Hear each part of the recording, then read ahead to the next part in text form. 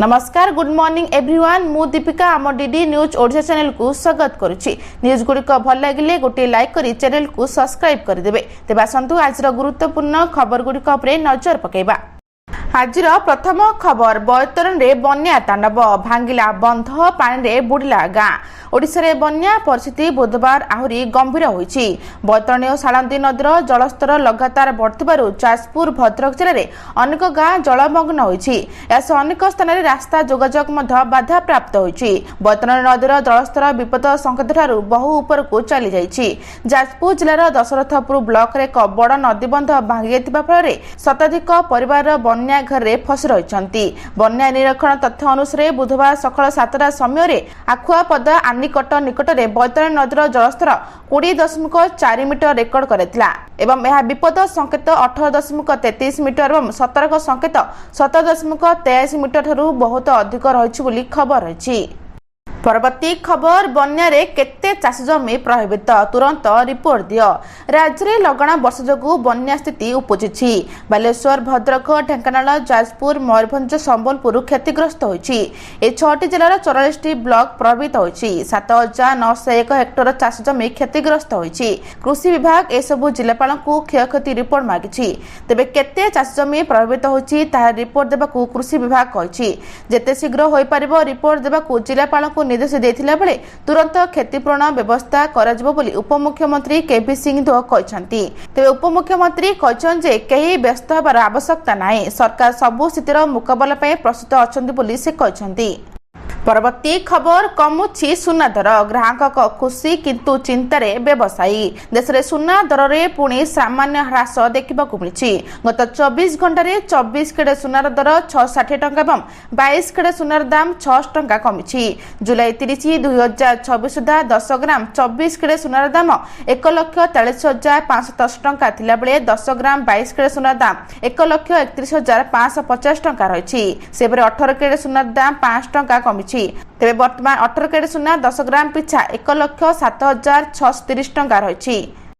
परवर्ती खबर 49 स्कूल हेब ऐतिह्य विद्यालय 13 स्कूल रे डीपीआर प्रस्तुत खर्च हेब 4 कोटी। ऐतिह्य विद्यालय योजना कार्यकारी करिसंती राज्य सरकार।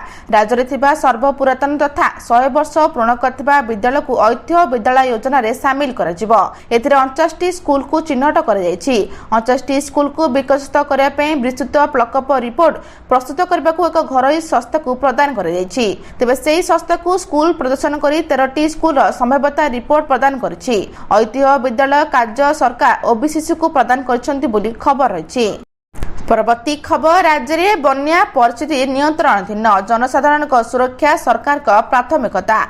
राज्य में बन्या परिस्थिति उपरे राज्य सरकार 24 घंटा कड़ा नजर रखिछन्ती। प्रभावित अंचल में युद्धकालीन भित्तिरे उद्धार रिलीफ और पुनरुद्धार कार्य जारी रही। राज्य में बन्या परिस्थिति नियंत्रणाधीन रही। जनसाधारण सुरक्षा राज्य सरकार प्राथमिकता बोली राजस्व मंत्री सुरेश पुजारी कहछन्ती। तेबे राजस्व विपर्यय परिचालना मंत्री सुरेश पुजारी अध्यक्षतार बन्या परिस्थिति संपर्कित एक उच्चस्तरीय बैठक अनुष्ठित हो जाइछि। ते वर्तमान बन्या परिस्थिति उद्धार रिलीफ कार्य स्वास्थ्य सेवार प्रस्तुति नदीगुड़िकर जलस्तर पाणीपागर पूर्वानुमान एवं समय उपयोगी पदक्षेप नेबा पई विभिन्न विभागर मध्य समन्वय समीक्षा कराइथिला बोली खबर रही। परवर्ती खबर अमेरिकार सेना घाटी उपरे ईरान घन घन मिसाइल आक्रमण।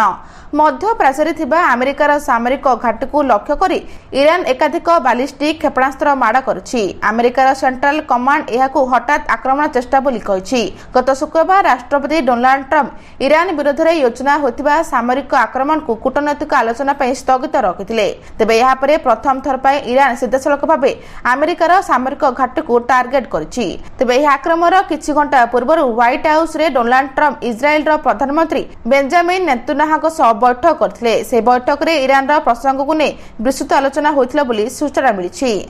परवर्ती खबर कॉलेज पिला पढ़िबे शेयर मार्केट पाठ मागणा रे मिलिबो म्यूचुअल फंड इंश्योरेंस और आर्थिक कारोबार तालीम।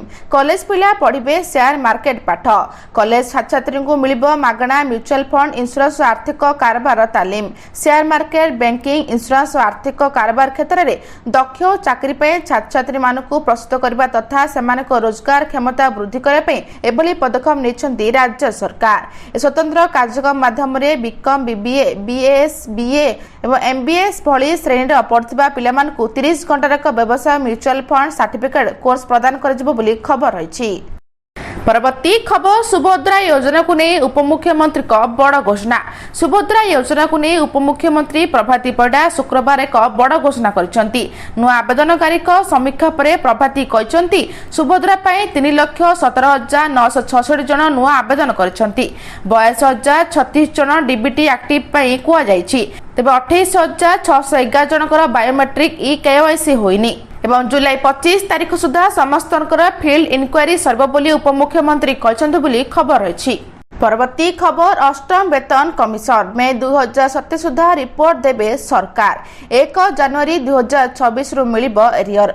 अष्टम वेतन कमिशन दरमा वृद्धि उपरे निजर चूड़ांत रिपोर्ट 3 मे 2027 सुधा दाखल करबे। केंद्र अर्थ राष्ट्रमंत्री पंकज चौधरी सूचना देइछंती। 3 नवेम्बर 2025 रे गठित एही कमिशन रे निजर सुपारिश देबा पई 18 मासर समय दिया जायछि बोली सरकार संसद रे स्पष्ट भाबे कहछंती। ते मंगलवार 28 जुलाई रे राज्यसभा रे एक प्रश्नर उत्तर दे से कहछंती सरकार को सूचना अनुसार 3 नवेम्बर 2025 रे अष्टम वेतन कमिशन आयोग गठन पे प्रस्ताव जारी करैथिला।